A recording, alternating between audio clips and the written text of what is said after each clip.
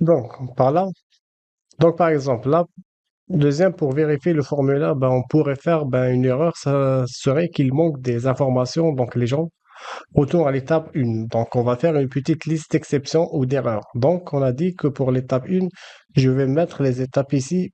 Par exemple, la deuxième, ben, ça pourrait être, il manque des infos manquantes. Retour à l'étape 1.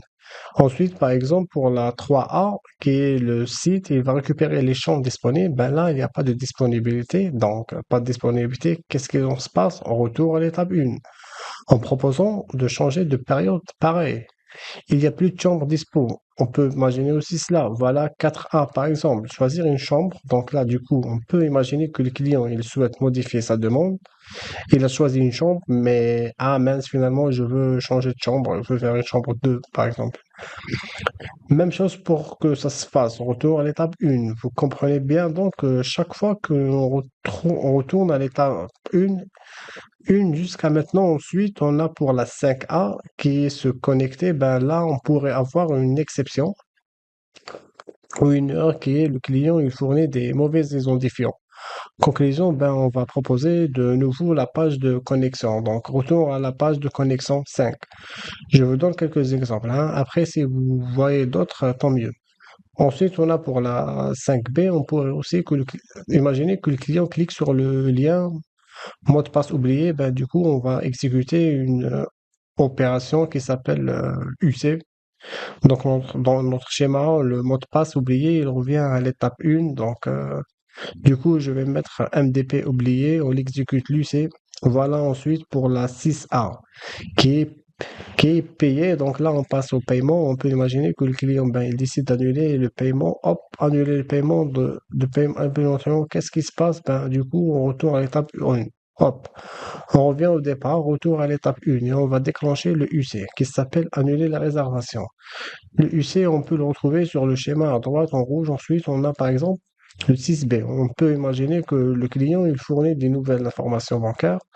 Du coup, vu qu'il y a eu un rejet de la banque nouvelle, donc, je sais pas, par exemple, il a fondé des informations bancaires suite à un refus de la banque. Ben, du coup, il change de carte, par exemple. Ensuite, on a la 7A, qui correspond à la pré-réservation. Du coup, ben, l'hôtel indique que la chambre n'est pas disponible. Imaginez qu'on fasse une pré-préservation, réservation finale, la chambre pas de dispo. Ben, retour à l'étape 1. Voilà, ensuite on peut imaginer aussi la 8B. Imaginez que si le SI de l'hôte il est injoignable, on n'arrive pas à réserver, du coup on est obligé de retourner à l'étape 1, donc SI injoignable. Pour le client, et du coup on déclenche plus le UC, donc c'est l'hôtel injoignable, donc là je vais mettre par le biais, je vais mettre la A. Hop, donc ça c'est la A et ça c'est la B. Ensuite, ben, par exemple, après il y a une autre, mais je vais tout les lire rapidement.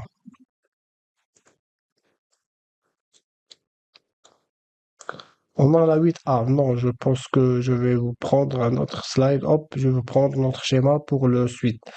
Donc là, c'est le numéro 8A. Hop, on a la 8A. Pour moi, c'est bien ça. C'est arrêté tout à l'heure.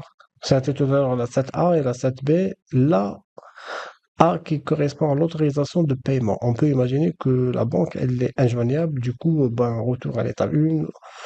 En retour à l'étape 1, j'imagine, retour à l'étape de déclenchement de l'UC, banque adjoignable ou annulation de pré-réservation déclenchement de la UC, qui peut être soit il y a une UC, soit pas d'utilisation. UC, c'est cas d'utilisation, hein, cas d'utilisation. Je vous parle de ça, c'est soit banque adjoignable ou annuler la pré-réservation. Ensuite, on peut imaginer aussi un autre cas. Pour tout ce qui concerne l'autorisation de paiement, du coup, la banque, tout simplement, elle refuse le paiement. Et là, qu'est-ce qui est prévu? Que se passera-t-il? Ben, retour à l'étape 6. Ben, retour à l'étape 6, donc on vous demande de payer à nouveau.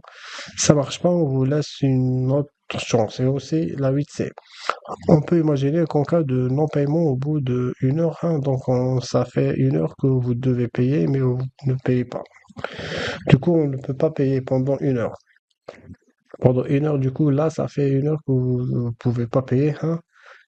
Peut-être vous cherchez votre carte, vous ne l'avez pas retrouvée, je ne sais pas. Ben, du coup, retour à l'étape 1, on retrouve à l'étape du début, tout au début. Hein, l'étape 1 et on déclenche le cas d'utilisation, annuler la pré-réservation. Voilà, on fait la 9A qui correspond à confirmer la réservation. On peut imaginer que le SI de l'hôtel il est injoignable. Le SI de l'hôtel, imaginez que ça fonctionne pas. Et hop, du coup, on va poursuivre le traitement client avec l'étape 1. Donc, étape, on continue avec l'étape 10, même si ça va variable, ça va être variable, on va déclencher le UCS qui s'intitule Hôtel injoignable de confirmation de chambre. Voilà en gros les exceptions et les erreurs possibles dans les cas d'utilisation. Donc tout ça, c'est le résultat de l'analyse de la spécification. En effet, tout ça peut le faire avec un diagramme, hein, un schéma. Il vaut le coup, on peut bien faire une couverture de 100% de notre cas d'utilisation de tous les cas testés. Alors maintenant, on fait le schéma qu'on a du coup précisément 15 tests. On a trouvé aussi nos facteurs. Il faudrait aussi penser à imaginer de prévoir et anticiper les jeux de données. Donc là, par exemple, de l'hôtel pour le chemin principal, hein, donc on a 15 tests, on va penser aux jeux de données.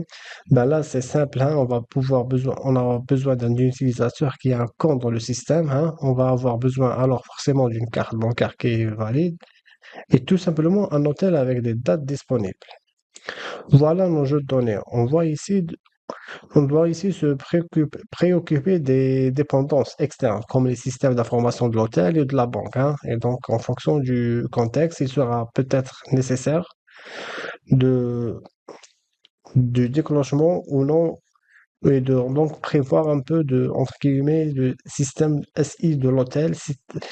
C'est une information de l'hôtel et de la banque. Le SI de la banque, conclusion, donc là, je trouve que c'est assez pratique, cette méthodologie, pour pouvoir savoir combien de cas de tests on va faire et de prévoir les jeux de données. Et est-ce qu'on a bien tout bouclé pour les couvertures de tests?